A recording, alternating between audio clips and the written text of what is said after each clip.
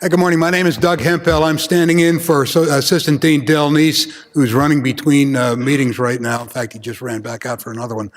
I'm not going to get to introduce our speaker this morning. I'm going to get to do something different. I'm going to turn over those responsibilities to his son, Zach. Zach Cobb, who is a junior marketing major, one of your fellow students. And Zach is going to introduce his dad. Zach?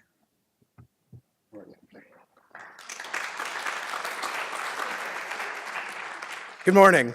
I have the pleasure to introduce Bill Cobb, President and Chief Executive Officer of H&R Block, the largest consumer tax services provider in the world. Prior to joining H&R Block, he was the president of eBay US Marketplaces from 2004 to 2008 and held other executive positions in the company from 2000 to 2004. From 1995 until 2000, he occupied several senior level positions at PepsiCo and Yum Brands. And in 1987, he worked at PepsiCo under their Frito-Lay division. And during this time, he met another marketing manager named Carol Clay, who I now call Mom.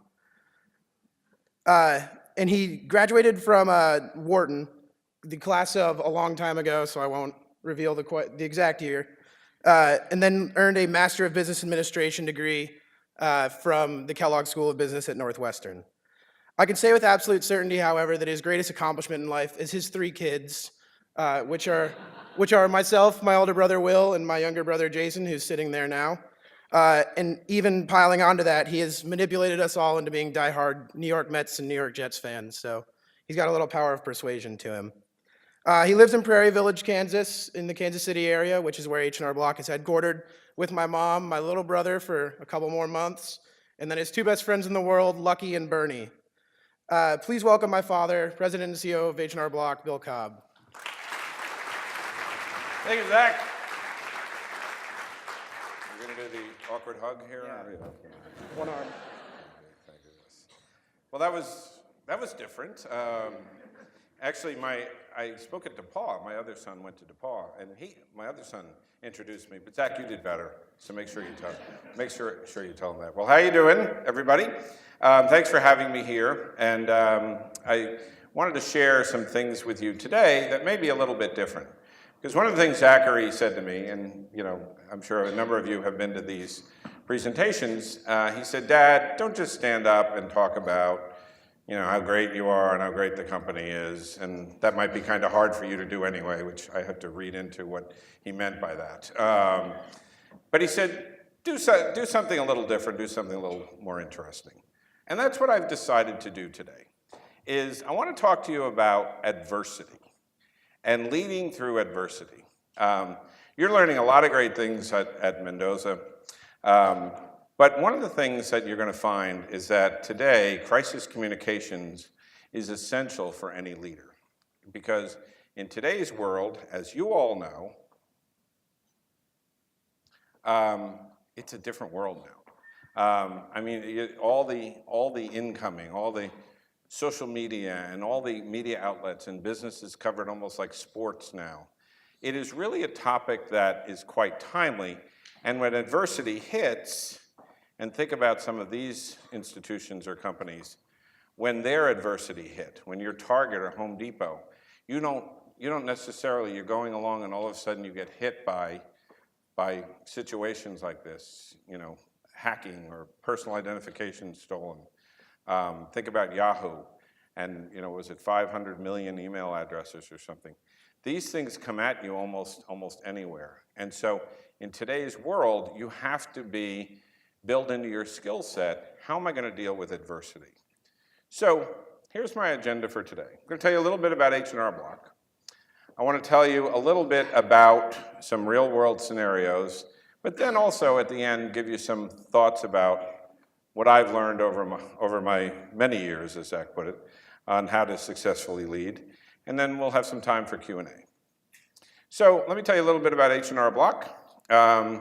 Last year we did about $3 billion in revenue, so we're part of the S&P 500. We do about 1 in 7 US tax returns between our digital solution and our 10,500 offices. We have actually 12,000 offices globally because we also have operations in India, Canada, and Australia in addition to the United States. And we employ a lot of people. Most of them are seasonal workers, about 80,000 tax pros, et cetera. So it's a far-flung enterprise, and we have a lot of employees that are right now in the middle of getting ready for the tax season. They're training, et cetera, and then they come on board usually in late December, early January, and through the tax season. Now, since 1955, the company was started by two brothers in Kansas City. We've done over 700 million tax returns. Everybody knows this brand. Brand awareness is about 96%. And we actually, TurboTax is the largest digital player. H&R Block years and years ago made a big mistake, not going after this market the way Intuit did. But we are the #2 digital player, and we're the leader in the assisted preparation or the office level, retail level. For our finance students here, this is the most highly seasonal business in the S&P 500. Intuit is second. But we do 75% of our revenue in one quarter. And our quarter, our fiscal year, ends April 30th, probably for obvious reasons. So that quarter from February 1st to April 30th, we do 76% of our revenue. We actually lose money for 3 quarters, and then we make a lot in the 4th quarter. We do have high margins. Our EBITDA margins are close to 30%. That's a return of our cash divided by our revenue. Since I've taken over, we have been very focused on capital allocation. We've repurchased almost a third of our company stock and bought it back. And we've increased our quarterly dividend by more than 45% since May of 2011. So we've had 2 dividend raises. So that's a little bit about H&R Block. A little bit about me. Okay, Zach, I put the number up there. So, little story to tell you. So in 1974, I got into Penn and Notre Dame and chose to go to Penn and go to Wharton undergrad. Little did I know that Mendoza would be ranked higher than Wharton, which Zachary tells me all the time, as we fast forward. And then I also went on to Kellogg and got my MBA there. Now, you're going to see a little bit about my personal journey. So the headline in this is, I really have to figure out what I want to be when I grow up. But Colgate was my first stop in brand management, consumer packaged goods. I went to a frozen food company called Geno's Inc. Remember Geno's Pizza Rolls and those things? I was the marketing director there. And then moved on to Fidelity Investments for 6 months. And part of this I want to point out is you can go down, and Fidelity's a great organization, but the place where I really wanted to work was PepsiCo. And I went there for 13 years and I was in all 3 divisions at that time. I was in the snack division, Frito-Lay, where I met Carol. I was in the Pepsi-Cola division. I was also in the restaurant division. I then went to NetPliance. Yeah, it doesn't exist anymore. During the crazy internet days for 4 months. So you can make a wrong turn down a dark alley, yet come out the other side, because I went to eBay. I went to eBay as the global head of marketing and eventually moved up to be the president of North America. And now I'm doing taxes. So if anyone can figure out the thread through here, they get to go move to the front row. But really the thread is, I'm a marketing person by background. I've worked in large, complex systems around wonderful brands. There's a series of wonderful brands here, and if you think, those are the companies, but I've worked on Doritos, and I've worked on Pepsi, and I worked on Aquafina, and worked on the Starbucks partnership at PepsiCo, and eBay is a wonderful brand, and so is H&R Block. And then, to Zach's point, I have 3 great boys, 2 dumb dogs, and 1 smart wife. So that's my summary. There's Lucky and Bernie. So I want to review some real-world scenarios. And what I want to do, and then we'll get on to leadership. I want to talk about leading through adversity. And I'm going to show you 3 scenarios and where adversity hit and what the reaction was. And I know them well because 2 of these happened to me. So first of all, this was my first crisis as CEO. So I have a tearing issue, so every once in a while, so I'm not crying about this one. So there's a form called the 8863 form. It's an education credit form. And suddenly in March of 2013, it had been delayed by the IRS because there was a problem with processing it. They finally allowed us to start to file those returns, and something went wrong. Basically to the tune of 600,000 returns got put into, let's call it IRS hell for now, because there was some issue with it, which means that refunds were delayed. So in the middle of the tax season, as I said, we generate 75% of our returns. All these returns weren't processing, and our clients, so 75% of our revenue is done then. But let me tell you about our clients. So in the US, about 75% of people get a refund. H&R Block clients, it's about 85%. So when you have to tell 600,000 people that your refund is going to be delayed, it's still there, they were not happy, to put it this way. And this suddenly started to snowball. Remember what I said about in today's social media world? This became a real public relations problem to the extent where when you're on the front page of USA Today as a business, usually that's not a good thing. And that was the headline one day on USA Today, 600,000 income tax returns may be delayed. So here's the fallout. So we have clients showing up at our offices who are screaming at the people in the office. They're showing up at our headquarters building. They are not happy. The class action lawsuits happen, and Carol remembers this one, our home address published on Facebook. Now, I wasn't sure whether they were going to storm we don't have gates, the gates of the Cobb residence, but it was a little disconcerting when your home address appears. And it wasn't like, hey, let's all go thank Bill for delaying our refunds.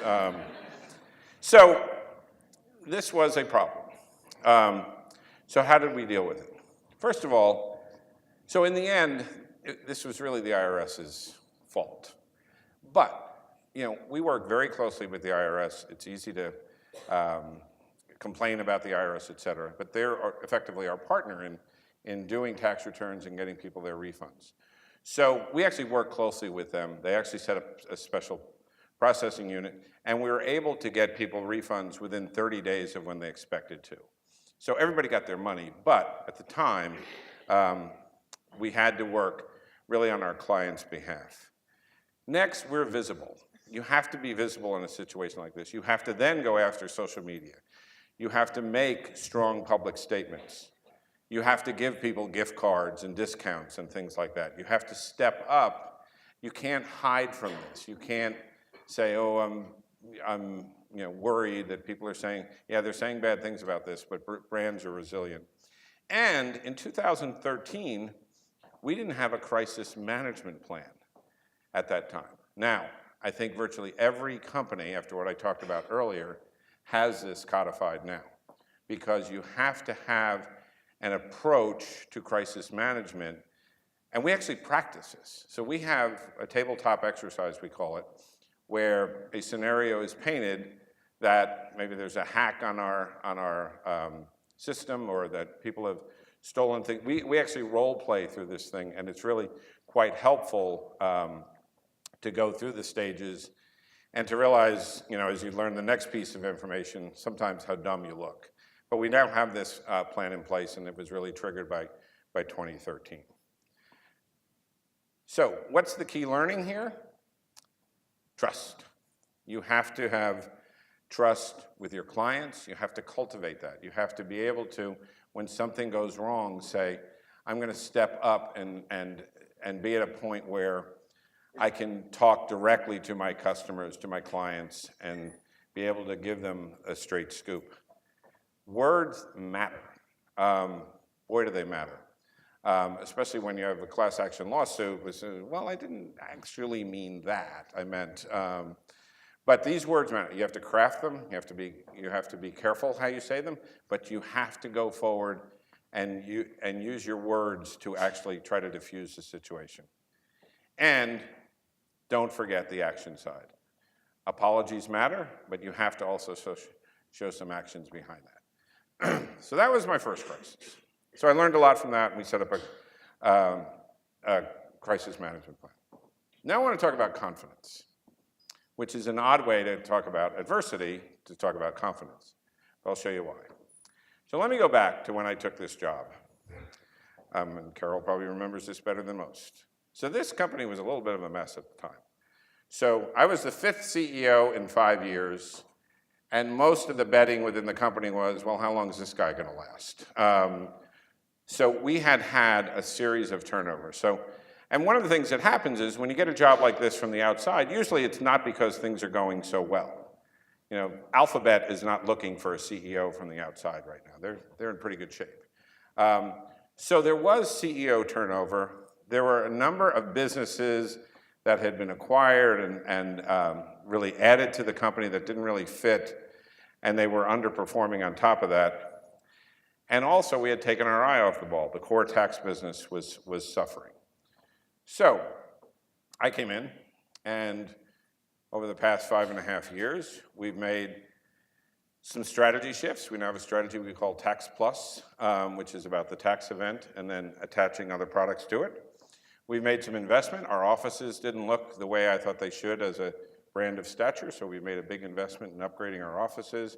We made leader changes. I sold off McGladrey, the accounting firm. I shut down another tax business. I basically shed businesses that were not performing at the right level. And we had a pretty nice roll. Revenues were increasing 4 straight years.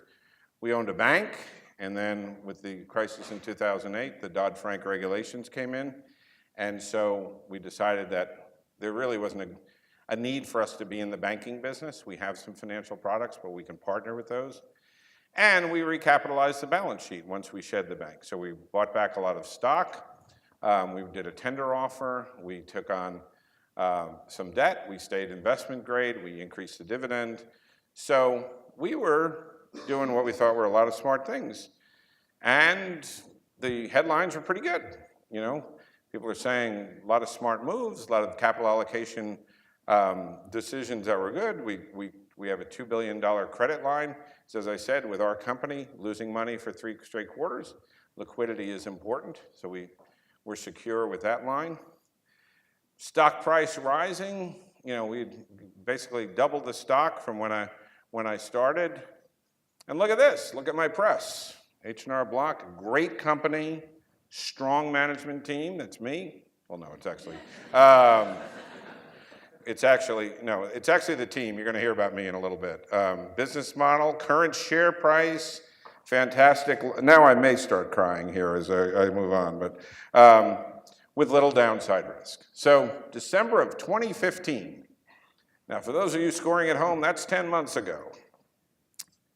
But then things changed, and things did not go the way that we wanted it to. So let's go back to that 75% of revenue in 1 quarter. When you don't have a good quarter, that hurts, and that hurt badly. We lost about 5% of our clients. Our offering wasn't very strong. Our marketing wasn't very good. Our in-store execution wasn't very good. We had taken our eye off the ball, and TurboTax actually beat us. They had a good offering. They actually beat everybody in the industry, and we got caught flat-footed. So what did that do? Well, I'm going to ask Paul to get ready on the volume, but I'm going to show you a clip from my buddy Jim Cramer. Now, I've been on Jim's show a few times. I'm sure some of you have watched his show. And Jim is quite the authority on the stock market and on companies. He's very fair. I've had some delightful interactions with him. This time I wasn't on the show, so let's take a look at what he had to say. H&R Block reported on March 3rd, and frankly, the results, well, let's just say that I think they were downright scary. The company massively missed the bottom line earnings estimates.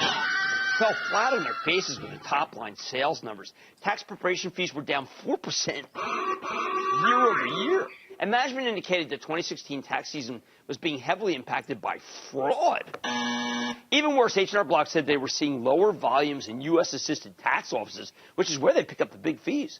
All in all, It was a pretty horrific report. They sent the stock down 16%. So, thanks, Jim. And then remember my fans at Seeking Alpha in December of 2015? What a great, now the management team has now dive under the desk. It's like, this is about you. We are not big fans of CEO Bill Cobb and feel his poor leadership is largely to blame for the decline in the company's fortunes. One bad year, one bad tax season, and I'm a bum and the company's stock has gone down. And that's what you get punished in today's capital markets by, it is truly quarter to quarter. And for us, our quarter means a year. So this is adversity. So what are we doing about it? So, as a matter of fact, yesterday I was with our largest shareholder for two hours. I've been very active reaching out to investors. When we released our fourth quarter earnings which was on a Thursday in June, by Monday, I was in New York to meet with a number of our investors. And if you want to have fun after a bad quarter, go to New York and meet with those investors. I think I should have gone to Chicago or Milwaukee or something like that, but you have to be, we went out, we told them what had happened and what we're going to do about it, and we said, you are going to see a very aggressive posture from H&R Block as we go forward to the next tax season, which they all said, well, what are you going to do? And I said, well, and this becomes another part of the difficult conversation. I said, I'm not going to tell you because for competitive reasons. Because the way our business works, it's a 90, 100-day business. So I don't want to announce in June, well, what we've decided to do and let competitors then have 6 or 7 months to react. But I did say you're going to see a very different H&R Block. I was very clear, and to the point of words matter, I was very clear in terms of the way we chose our words, and we said we are going to arrest the client decline as we go forward. And I talked about the aspect of we are going to reinvent the company. I'll talk about our vision later, which is to reinvent the category we created. So the key learning is you must manage relationships. And the relationships I'm talking about is, first of all, with external audiences.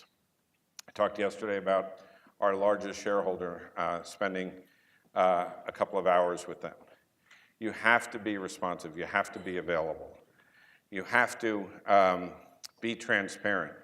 Now, like I said, I'm sitting there yesterday we're 2 months out, and I'm still not going to tell our largest shareholder, who's a wonderful shareholder, has never sold a share, because I can't compromise, even as trusted as they are, and tell them the plans. There's also Regulation FD, which is full disclosure. So if you tell one investor one thing, you have to tell everybody.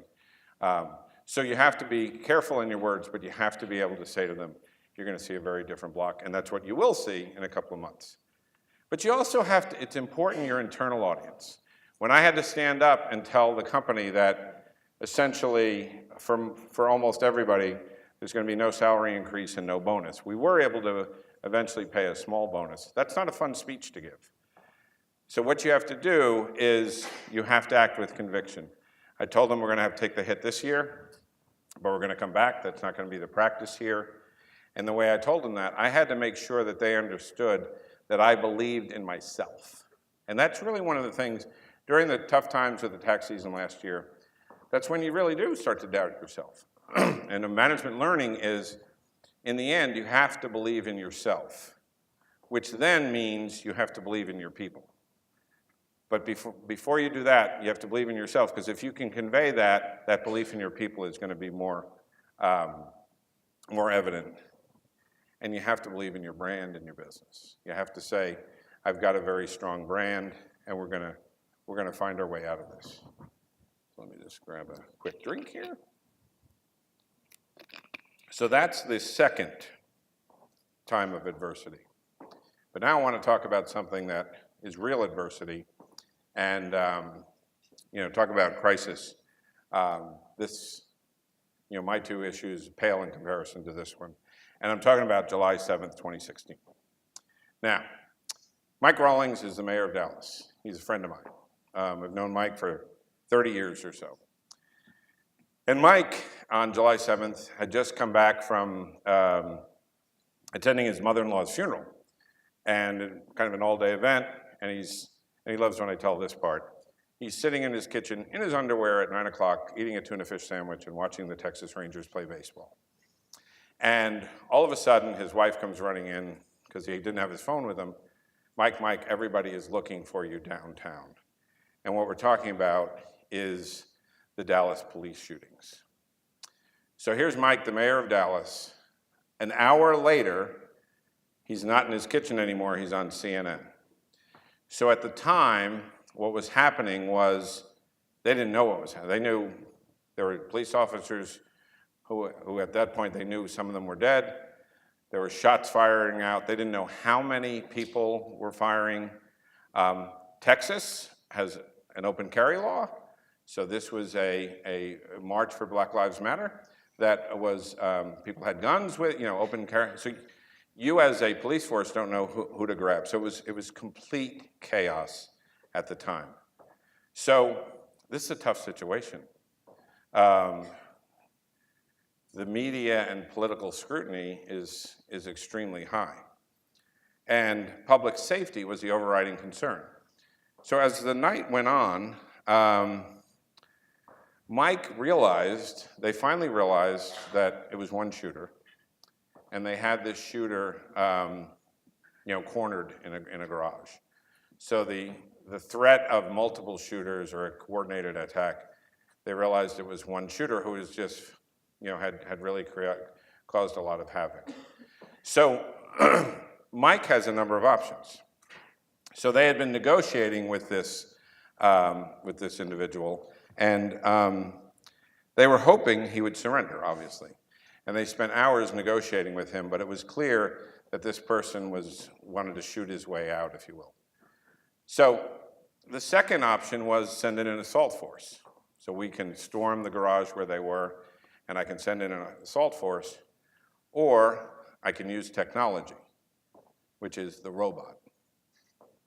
So this is a tough decision because there are moral ramifications with this, there's political actions there, and in the end, Mike chose the robot. And what he said to me was, I was not going to have another police officer killed. And so you can be criticized for that, and I'm not here to defend but I'm just trying to use it as an example of when you're faced with an incredibly life or death decision. So Mike makes that decision, the robot goes in, and the shooter is killed. Then Mike has to help heal the city. So what you have to go from is a very tough decision to you have to be the calming force. And as a leader, this is what happens. You're thrust from a decision-making to how are you going to lead on the other side of what this crisis is? So here's Mike with President Obama and Mrs. Obama. Here he is, you saw the headlines. And I want to show you a clip for how Mike approached the aftermath of this. Chief Brown told the victims' families last night and the police officers that he was a man of faith, and I'm a man of faith too, and that we need prayers, and prayer is good. So today at 12 o'clock at Thanksgiving Square, a leadership group of interfaith ministers will be leading us in that prayer. I would ask that if you're at your home or at your office or at your school, to join us today at noon in that spirit of prayer, to bring our city together and our country together, to heal wounds, not create them. Thank you. So there's a guy with no sleep delivering that message. So what's the learning here? Collaboration is essential. Mike wasn't out there. He wasn't railing against the shooter. He wasn't railing against guns. He wasn't railing. What he did was he realized as a leader he had to make a tough decision, and then he had to start to heal the city. So what he did was he listened a lot. He had to have people, obviously Chief Brown and other police officers. He's obviously getting hit from other members of the city government and the citizens, the press.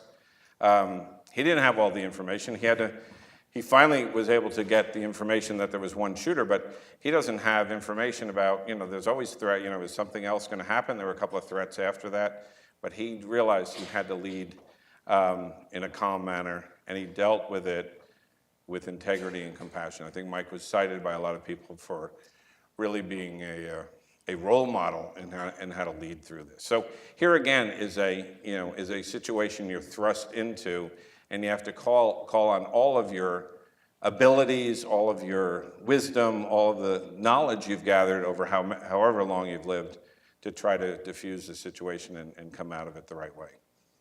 So that's adversity, and I'm going to end with a couple of thoughts for you on that. But I thought what I'd do now is just transition a little bit to more general leadership principles. And the first one I want to talk about is culture. So culture, hopefully you're learning about this, and you may learn about it in a business ethics class, but culture is actually quite important for any leader. And whether it's a functional leader, a company leader, or whatever, defining a company's culture to me means you have to define the purpose, the vision, and the values of the company. A lot of times, you're dealing with issues or people in the organization or people a few levels below you in the organization have incomplete information. And what you want to do is have them be able to fall back on. So many issues in business are gray, so it's not clear, it's not a quantitative answer. We have to decide whether we're going to go left or right, and we have to decide because we have to commit and execute behind that. And I've always said that I've told every investor, analyst, this is the most important thing I think I've done as CEO is to establish what I think is the culture for H&R Block. So if I had to sum it up in one chart, it's we do the right thing. When I came into the company, they had some wonderful words about who we are as a company, and not a person that I asked could recite what they are. I think if you go to our company now and you say, what is your company based on? I think virtually everyone will say we do the right thing. And what we do the right thing means is we believe in our people, we take care of our clients, and we deliver for our shareholders, i.e. we do the right thing. Now, we roll this out, and I'm very proud of this, and it makes sense, and I think this is what we want to be guided by. It's almost like instantly someone raises their hand. Which one's more important? Which isn't the point.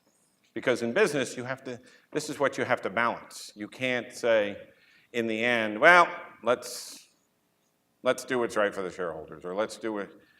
You can probably never go wrong doing what's right for the client, but you have to balance these in a business, a public company business, but it's all etched in, and the way I answered it was, do the right thing. And that's really what we talk about in terms of our core values. Our purpose to me is, why do you get up in the morning? What are you trying to do as an entity, an organization, a company? And there's some wonderful statements out there, but it has to be a statement about your business. It can't be just a statement about how wonderful your employees are or whatever. And so we chose a pretty simple statement. We look at your life through tax, we look at your life through the lens of tax, and we try to find ways to help. Because only we can say that we try to find ways to help. And we do that every day in our tax offices, et cetera. And then our vision, I talked about this earlier. I actually changed the vision about a year and a half ago, or about a year ago when we ran into these issues. And I said, we can't keep doing things the same way. So we are going to reinvent the category we invented. And I said, when we talk about reinvention, I'm not just talking about the product team or the marketing team. I'm talking about in every process, every system, everything we do. And so the word reinvent has now taken hold within the company, because no matter where you are in the organization, how am I going to reinvent our team? How am I going to reinvent myself to go toward, enhancing, whether it's reducing costs or increasing customer satisfaction, whatever it is, reinvent the category we invented. The second thing is, if you want jobs like this, you're going to have some tough decisions, and you really have to focus on that. Go back to that core principle. Do the right thing. Do what's right for the organization. When you're making a decision, think about the organization first. Keep pushing your team to focus. There are so many smart people in the world today. I often say one of my management philosophies is, when you lead a team, be the dumbest person in the room. Because if you hire people smarter than you are, you're always going to look great. You're going to get people who push you, make you better, et cetera. And if you're going to be the dumbest person at the table, that's a great thing. Sounds weird, but always hire people who are smarter than you are, because they're going to make everything better, they're going to make you better, and they're going to make the organization better. Do not be afraid to say no. And I see this all the time, even in the most senior executives who just don't want to hurt someone's feelings, or don't want to decide, don't want the ownership. As you move up in an organization, you're going to have to own decisions. And one of the answers is no. You're not there to make everybody happy. You're there to do what's right for the organization. So no is an acceptable answer. And this is another one. You're going to be faced with decisions. We talk about empowerment all the time. Empowerment does not mean delegation. Empowerment means participating in decision making. And that's how you're empowered. You're part of that. You get to be there when the call is made. You're part of that. And it's not always going to go your way. So you have to be satisfied. I got to have my say. I got to participate. But now, I don't even care if I disagree. I got to disagree and commit. Because execution, usually these decisions, as I said earlier, are gray. But if you decide this direction and everybody lines up behind that, usually strong execution is going to overcome a decision that maybe we might have been better off going this way. But if you execute well and everyone's committed, you're going to do fine. And then finally, teamwork. So I'm at a business school. I'm going to talk to the thing that I think business schools miss when talking about leadership is the importance of team chemistry. So often I hear CEOs or leaders say, I hire the best athlete. I have all thoroughbreds. Whatever cliche you want to use. And I always shudder at that, because to me, it's about the chemistry of your team.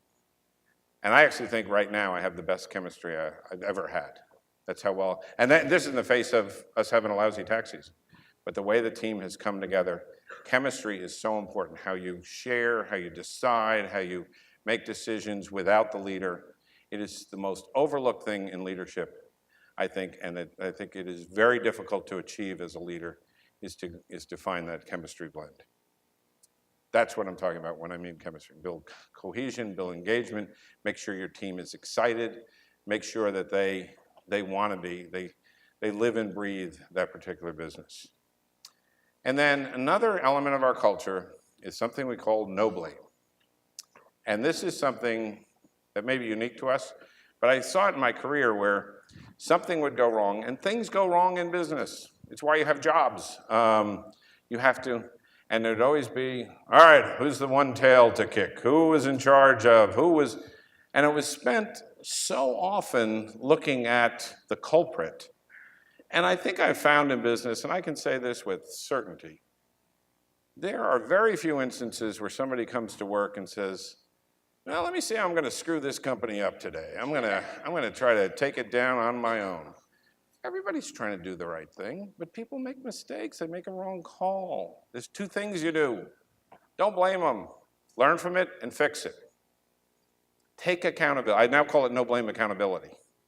Because no blame doesn't mean, we got a no blame culture. How great is that?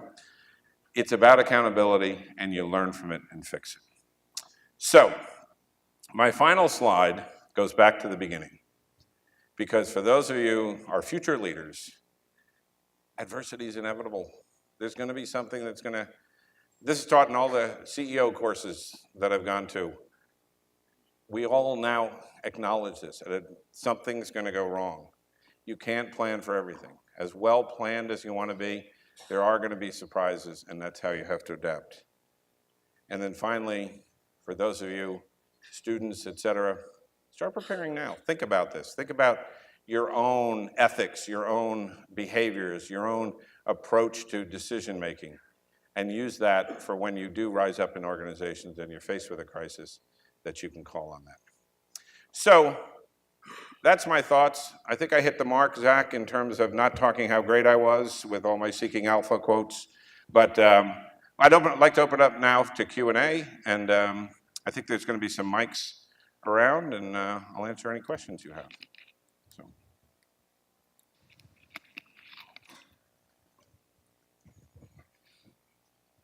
Yes.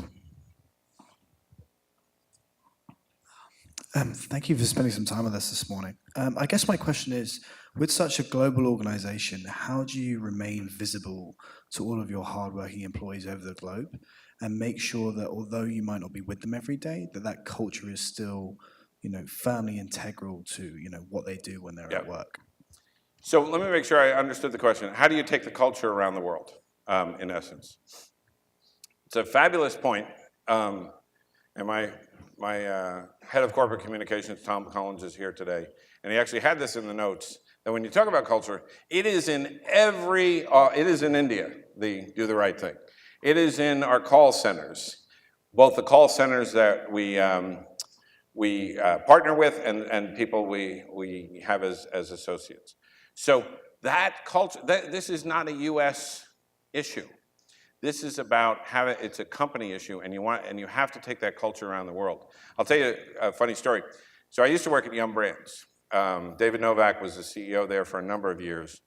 And when we split away from PepsiCo, I worked for David, and I was the head of international marketing. So KFC International, Pizza Hut International, Taco Bell International. And David believes, and he has some books out. I encourage you to look him up. And his whole leadership is based on recognition. He thinks recognition is an essential human need, and he brought that to the culture, and it is embedded into Yum like nothing I've ever seen. So the way David, when he ran Pizza Hut and KFC in the US for special performance, he would give out a cheese head in Pizza Hut and a floppy chicken hat in KFC, plus $100. So David takes over the global, and he decides he's going to bring this around the world.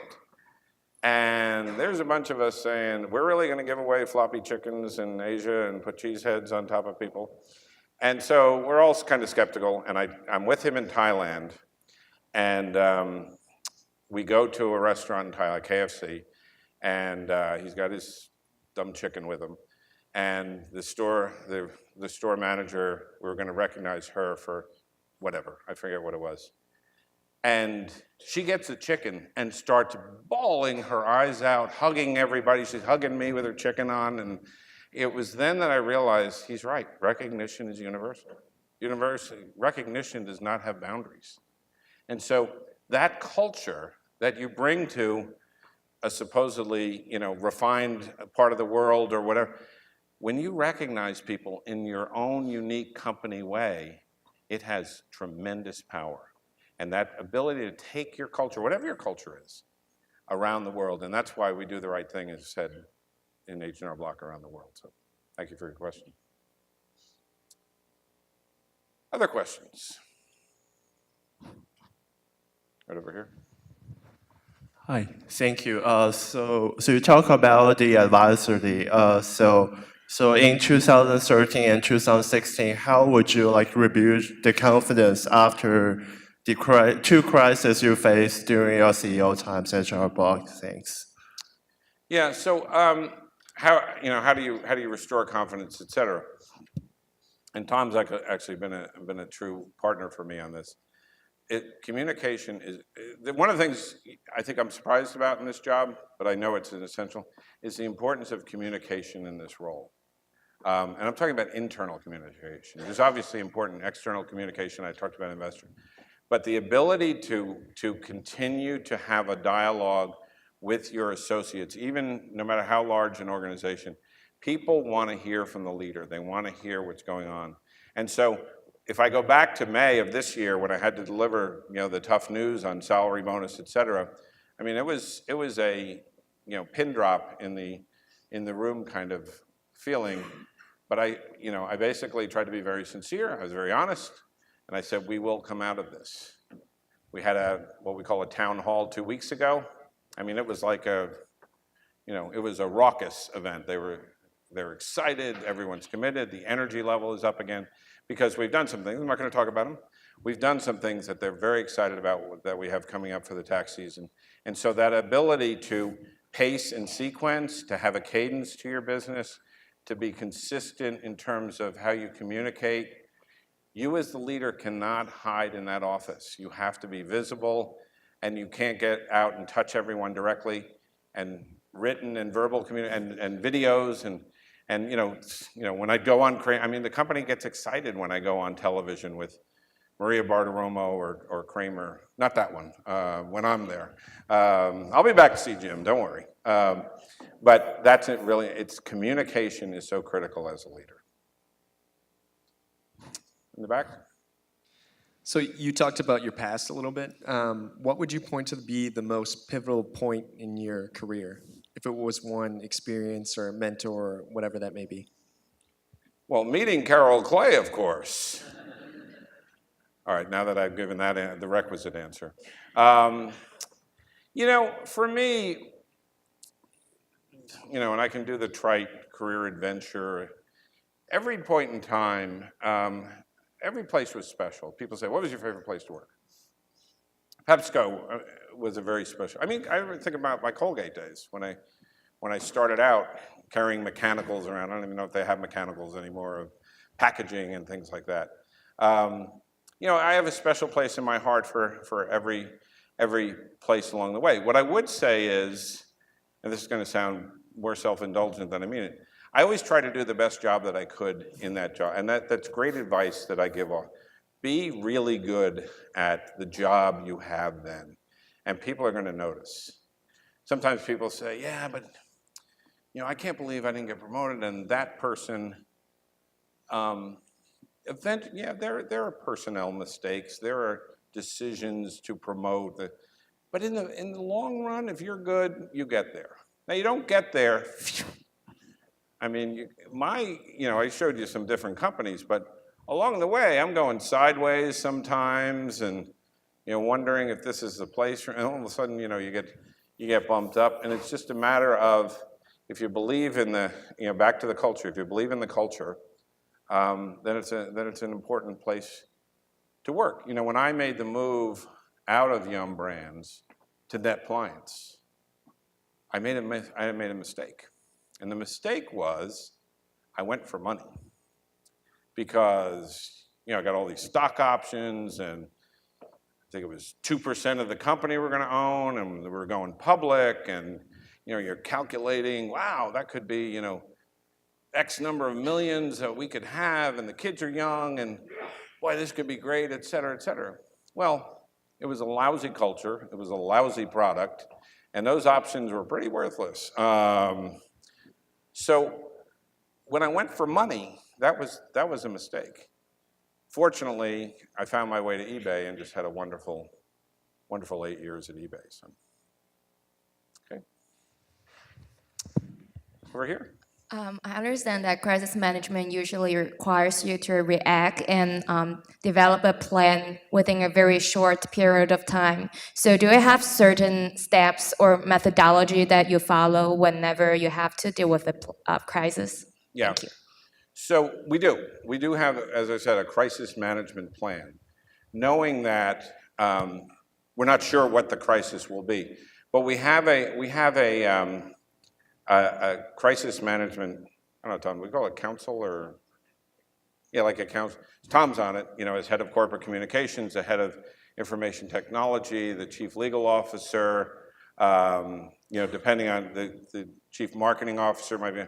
And what we'll do is we'll figure out with incomplete information what exactly is the issue here. And we have a protocol that says at this level, do we have to contact the board of directors?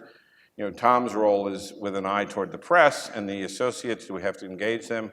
Can we solve this quickly? And the way we do the drill, it's almost like a fire drill, is we kept, you know, every half hour we get a new piece of information that could be in conflict. It's a little bit like Mike, the mayor of Dallas, when he's first getting to town, he's on CNN, they had arrested a number of people because they weren't sure, you know, guys walking around with a gun, with a long rifle, they grab him. because they're not sure what's going on. So again, you're in incomplete information, and they just, what they said, decided was public safety was most important. And then obviously they let those individuals go because they were marching peacefully. But anyway, there is actually a structure to crisis management, and then you have to adapt to that situation. So, anybody? Oh, over here? All right, this is like a race. It's like the dot race at a game here. Will the pickle or the ketchup win? So you talked about leadership in adversity. So what were your personal motivators or drivers during adverse situations that you faced? So what were my personal motivators? Yeah. What personally drove you from inside during those tough times? So what drove me? Well, I think it often stems from your parents. And my parents were of that generation that do better than us. That's your, you have to, my mother went to 9th grade, and you have to go to college. And now my father had a master's in civil engineering, so she never seemed to pay attention to what he did. But I think you develop that from your parents. And my father had his own business, and he said, never have your own business. Work for somebody and get your benefits paid for. So those little things do say, well, I wanted, when I went to Wharton, I thought I wanted to go to law school. Why I did that is beyond me. And then you learn and you adapt. But I think it's more a matter of, do you like to lead? And I often say, and not everyone agrees with this, but I often say for those of you, as you embark on your career, I think there are 3 important points in your career. I don't think it's your first job. I think your first job is go do something interesting, go do a good job at it, go learn what a company or an organization, go do something you're interested in. And then around 30, you should decide, I kind of think I like this area that I'm in. When you're 40, I think that's where you say, wow, where am I, life happens, am I pretty content with what I'm doing, and I just want to kind of manage through this role, or I really want to be the CEO of the company, or whatever it may be. Or I want to take a cross-functional assignment because I want to expand there's a lot of those decisions.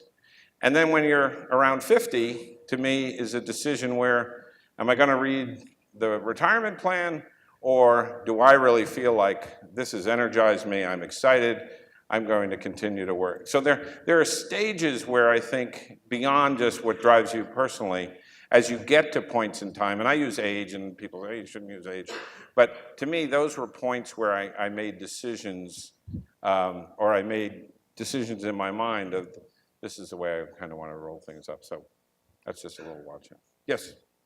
You said during your presentation that one of the most important things you can do as a CEO is establish a culture. How do you encourage others in your organization to communicate the core values of your company? So you have to role model it. So you can't put up the sign on the wall that says do the right thing and then not do it. You also have to use, kind of the leadership mantle and be able to continue to convey that. But to your point about getting others, this is where it comes back to the chemistry piece. You have to have a leadership team that believes in you and believes in those core values, that then carries that forward and uses that vocabulary. Words matter. So you have to keep hearing that. One of the things that I take a lot of pride in is when I hear people in meetings, or I hear about people that come to me and say, well, we made a decision, we decided the right thing to do here was, because they're using the lens of we do the right thing to make a decision. So, and by the way, you can't, okay, our values in 2017 are going to be, our values in 2018, this has to be consistent. It has to be well thought out. I didn't put this out until I was about a year into the job. I mean, sometimes people talk about your first 100 days, your first 30 days. Well, I'm not a big fan of that. I think you actually want to go through a cycle. I think you want to go through, companies have rhythms to them, and you want to kind of make sure you observe them when you come in from the outside, for example. If you know the company well, you can adapt more quickly. So that's what I would say. Anyone else? Yes, right here. So I would like to ask a personal question. And we know that you have 3 wonderful boys, and you and your wife are both successful business people. And how do you balance the education of your kids and your career? And what's your education philosophy? And what's the most important 3 advices you gave to your boys? Thank you. So just want to make sure I understand. So it's how do you balance? Yeah. How do you balance the most important philosophy you educate your kids and the 3 most important advice? Okay. So, Thank you. So let me answer that in 2 ways. One is, how do you achieve balance? And then what do you think is the most important philosophy? And certainly what we've tried to convey to the boys. So on balance, you know, it's, again, you kind of have to cut the deal here. You have to say, like Carol has her, you know, she has a master's in marketing research. She had a great career at Frito-Lay. We started having kids, and she had a consulting business. And then more kids came, and then she said, all right, I'm going to focus here. I'm going to do a lot of other things to her far more interesting than business, and you're going to do this side, and we're going to balance that out. But you have to participate. She would always say this. You have to participate in the family. You can't just be the, you know, the business guy, the money maker, and then, you know, wipe your hands of the rest of it. And I've done a wonderful job in that regard, wouldn't you say, dear? But yeah, I mean, it's important to show up at their Little League games. It's important to show up at the school play. It's important to go to the parent-teacher conference. You have to make time. What's fortunate is in today's world, you don't have to be present at the office like when I first started. Everything was done at the office. You went to work on, you know, you had things in your inbox. You know, there's no inboxes anymore. It's your email. So you don't have to be physically present anymore, which has made it easier to balance your life.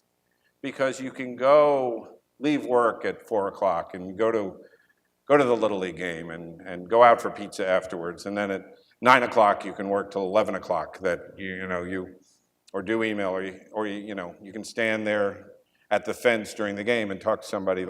So technology has actually made it, I think, easier to balance your lives. In a funny way, some people have said, oh, it's just created all this intensity, et cetera. So, philosophy. So, and this was not in the presentation, but what we've told them, we actually have this written in our estate documents. Don't give up, don't ever give up. The Jimmy V, Jim Valvano, great speech he gave at the ESPYs is what we've always tried to import to the boys, so that it was always this sense of resilience that you're going to be faced with adversity, something's going to go awry, it's not all going to go as a plan, don't give up, don't ever give up. So that would be a personal philosophy. Okay? Yes, right behind there.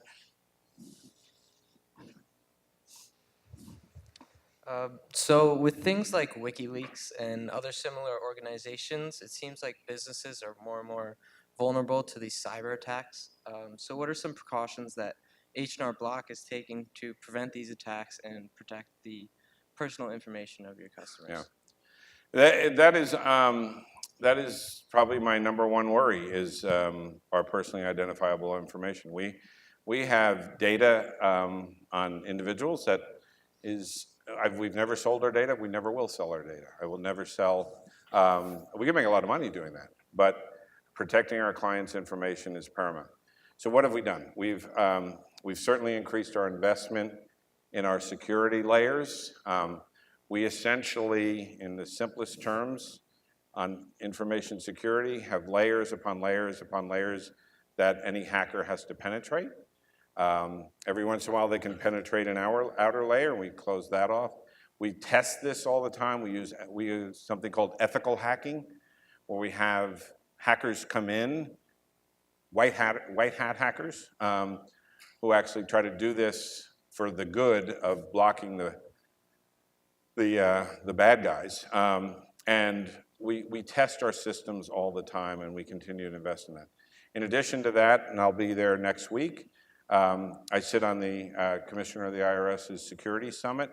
We are partnering not only with the IRS, but with our fellow tax preparation companies, because identity theft suddenly appeared in the tax industry about 4 years ago, when fraudsters started to realize the US Treasury sends out $300 billion in refunds every year. And so they started skimming individuals, and the IRS, frankly, the IRS systems were pretty easy to penetrate. All you needed was a name, social security number, and date of birth. And a lot of those are available on the dark net anyway. So we now participate with industry, with the IRS. We now have more data elements that we share with the IRS about what we know about our clients, because we're trying to protect our client. This isn't about a privacy issue that we're sharing with the IRS. We're trying to protect our clients from being defrauded or having their identity stolen. So it's a big priority for me as a CEO. I think it's a big priority for any CEO, because it's that dreaded phone call that somebody has penetrated. We test those. Our board is involved. We have an enterprise risk committee in management. We report out to the board at every board meeting about enterprise risk, and so often that conversation is about information security. Okay. So Gene, is there anything else, or I think we're time for one more? Chandler, do you have a question? No. Okay. Mr. Cobb. Favorite child? Well, let me let Carol go first. They're all wonderful. So thank you very much. I want to thank you on behalf of the college, the Mendoza College of Business, Mr. Cobb, for a really great set of insights and reminders about what leadership is in business and in the world. I don't think anybody could have said it better. You've set a really, really high bar. And I would like to present, on behalf of the college, one thank you to you. Oh, well, thank you very much. See, I should have gone here. Okay. All right, well, thank you. Well, again, thank you very much. And I guess we have to end it the way we always end it. Go Irish.